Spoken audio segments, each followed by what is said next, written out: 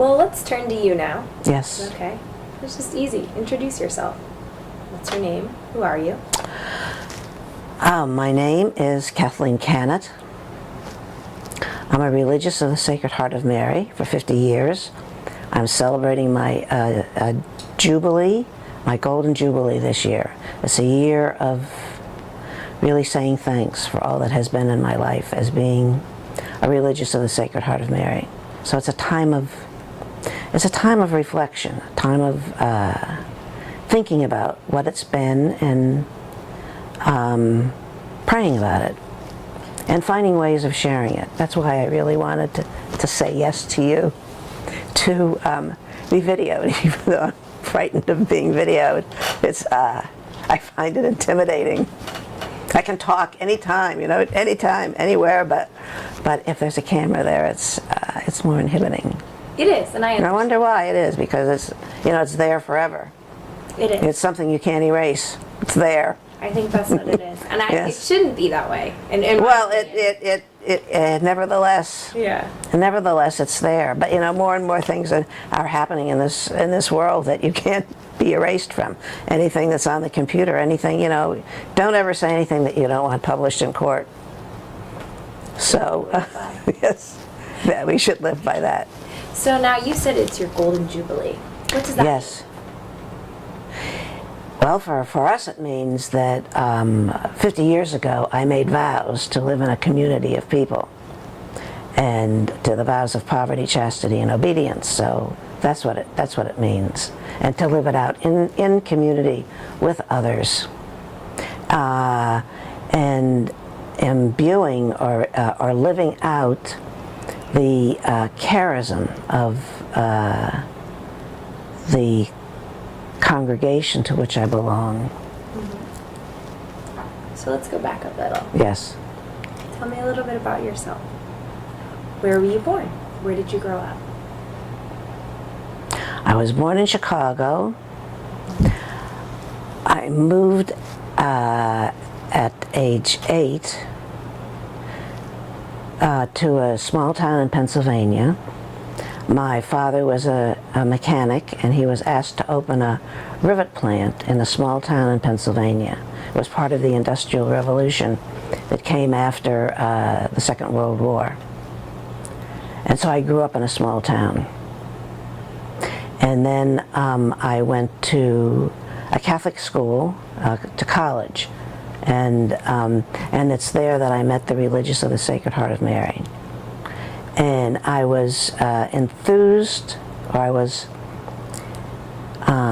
it's very hard to think about the many calls that have come in my life, because I believe that I have been called in so many different ways to so many things, but obviously a very big call was the call to religious life. So in what sense, what drew me? I think it was the witness of the women who were there, and the community that they shared, and the joy that they seemed to have. And in those days, that was like the 56 to 60. It was before Vatican II. So the religious congregations were restricted so much in how they lived out community.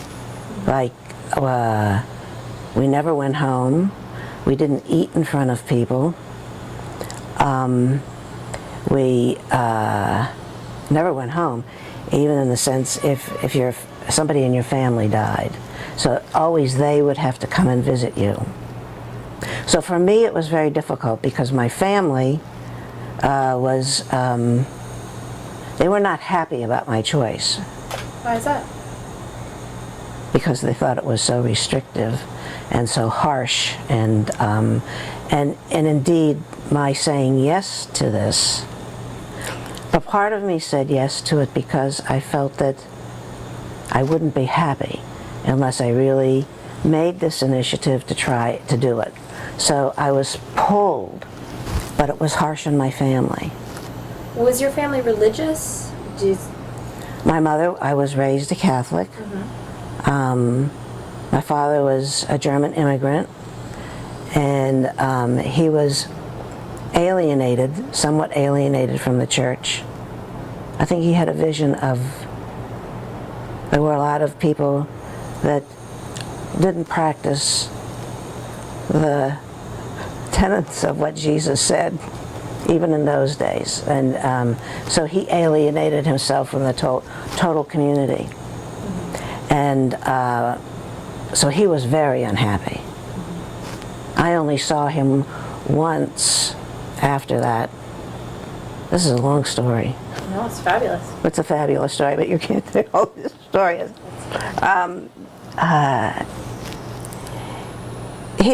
They tried to talk me out of it, but I was 22 years old, so it's very difficult to do that when you're 22 and you have a vision and that you think that this is what God wants you to do. Nothing was going to stand in the way.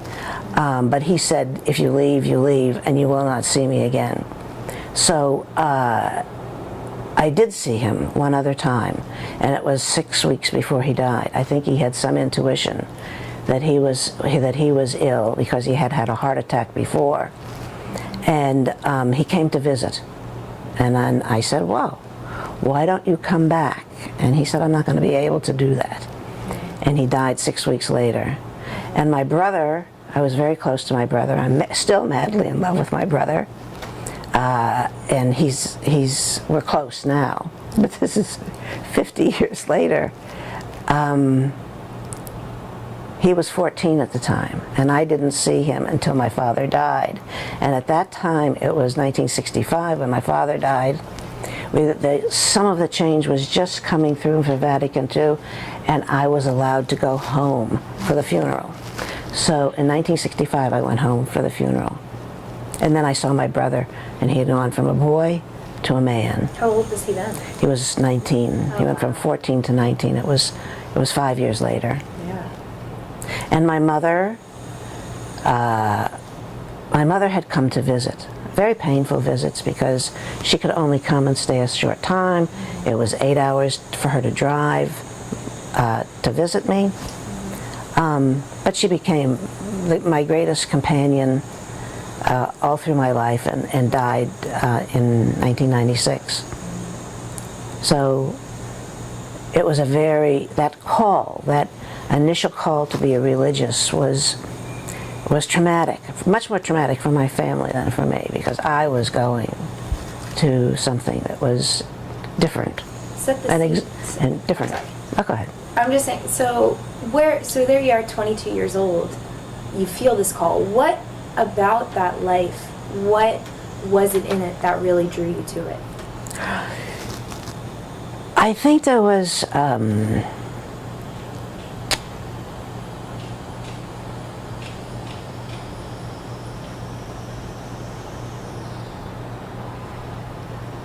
it was, at that time, I think people believed that there was a hierarchy to how women lived their lives. And the first was if you were a nun, then you got married, and those poor women who never got married. So there was an idea, you were going to the highest level of response. I think maybe that we didn't realize it so much is that there seemed to be more possibilities of what women could do in religious life. They became teachers, they became principals, they became college presidents. They were, if they had access to education, and they had access to education in many ways, and they could raise the ceiling, the glass ceiling was higher for religious. Now, with the so-called feminist movement, that changed a little bit. So I think that was part also. There was a lot more opening. And always there's the idea of what living with others of like mind is, I think, is very attractive. I hope that's consistent on through the years, that it's very important for people to find like-minded people to get the support to do what it is that you're called to do. So that's I think one of the reasons it was, and I love the people. You know, it was an attraction. You were attracted to certain people, and they were doing this certain thing, so you wanted to be with them. And I'm still connected to some of them up to this day. So Absolutely. And in my class, I went to a college class. I think about 18 of us entered the religious life. Now, obviously many of them left, but some of them lived for 10, 15 years, and we're still a community of people in many ways. You were part of your order is the Religious of the Sacred Heart of Mary, is that Right. correct? What about, so were you drawn to that order specifically? I think I think that there was a spirit about who we were that was also there. It was, you know, when there's a spirit there, you're not able to touch the spirit. But the spirit is to, our call is to know God and make God known, and to love God and to make God loved. But there was a call to, there's a call that all of us are called to life, and to life to the full, and that we were participating some way to make that happen together, and that remains consistent. It's important. Yeah, it's consistent. Even as we learn more, as we get more involved in reading. I'm not a theologian. I do read some books, and I belong to a theology group with my congregation, which is another group coming together to look to the past, to look to the present, and how should we be acting to bring about the reign of God. Mm-hmm. Now, you mentioned, sir, working chronologically still, you mentioned when you went in as a novice in 1960, is that correct? 1960. You said it was like semi-cloistered, different. Can you expand on that? What does that really mean? What was that like, going into that life? Well, we were very, we thought they were beautiful, but they were very restrictive habits, you know. That's all we wore. We didn't appear in public otherwise. I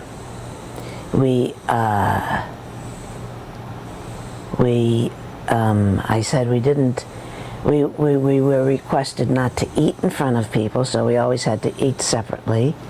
Is that including each other? Oh yeah, well, of course we would eat in community and be together.